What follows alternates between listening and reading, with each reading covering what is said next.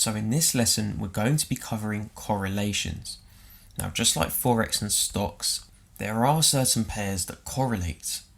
However, in cryptocurrency, there is no longer correlation. Only a month ago, we've actually just broken away from the correlation of Bitcoin, where Bitcoin controlled the entire market. This meant if Bitcoin rose, the rest of the altcoins would rise with it. When Bitcoin fell, everything else would suffer alongside Bitcoin. However, in the past month, a very interesting shift has taken place, where now every coin is doing its own movement. This means they're independent now, and all analysis can be done on a case-by-case basis for each crypto. So whereas before, you would be analyzing, for example, Ethereum, but then Bitcoin would completely crash due to whatever news or circumstance. Your analysis on Ethereum would be completely wiped out and incorrect, even if it was respecting for weeks on weeks on weeks. So we are at quite a good time right now, where we're eventually breaking away from the Bitcoin correlation and also the reliability of Bitcoin. This allows a lot more coins to become independent and actually exceed their potential. So the problem was a lot of coins and cryptos and tokens, they were reaching certain plateaus where we would hit a certain price level, but then we could not reach further because Bitcoin would not go further itself.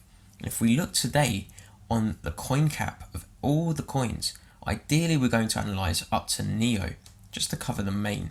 You can see that Bitcoin has jumped 9.32%. Since breaking the barrier of $5,000, it's almost jumped $700 in almost a day. That is absolutely insane. And as we can see, the market cap has completely soared to almost 94 billion. So what we're going to do, we're now going to look at the rest of these. And if you can see, Ethereum has jumped 7.4% today. So again, it's a great increase and actually quite a huge increase. But what we're noticing is there are pairs like Ripple, which is down 4.71% today. Bitcoin Cash, which does not even correlate with Bitcoin itself at all. Litecoin is actually one of the clear winners today, jumping 10.63%. Dash, not doing too good, but still up 2.32%. Now remember, this is crypto, so 2.32% is fairly average. NEM, down 4.5%. NEO, down 3.35%. So what you can see is overall, it's almost a pattern. Two of the top coins are up, the bottom two below are down, the other two are up, the bottom two are down again. And in fact, this is a correlation that seems to be fitting for the top 10. So if we go from Monero onwards, you can actually see a pattern forming here. So what I'm trying to get across here is there's always an inverse correlation or a strange correlation of some kind, but it's never logical. So as you can see here, 2 up, 2 down, 2 up, 2 down, 2 up. So when we move to the chart, we can see Bitcoin absolutely flying today, almost reaching $6,000, now slightly pulling back, a huge gain. You move over to XRP and things are not looking the same. Bitcoin had its initial surge and now it's been crashing for the past few days. We have Ether today. Ether has been gradually rising before exploding today to $330 compared to Bitcoin's explosion, which has been a straight upwards movement. And then we move to Litecoin. We're seeing a jump. We've been consolidating. So whilst other pairs have been going down, have been going up, we've been consolidating during this same period, only exploding the prior day, now retesting support, so we are looking to explode further on Litecoin in the upcoming days. Moving over to BCH. Now BCH has been having a catastrophic fall for days and days and days. In fact, this is probably 3 months worth of just crashing. So it isn't looking too good for Bitcoin Cash, which again you would expect to correlate with Bitcoin. When we move to Dash, Dash has been going up.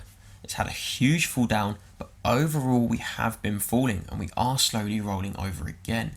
When we move to NEM, NEM has been in a straight up consolidation.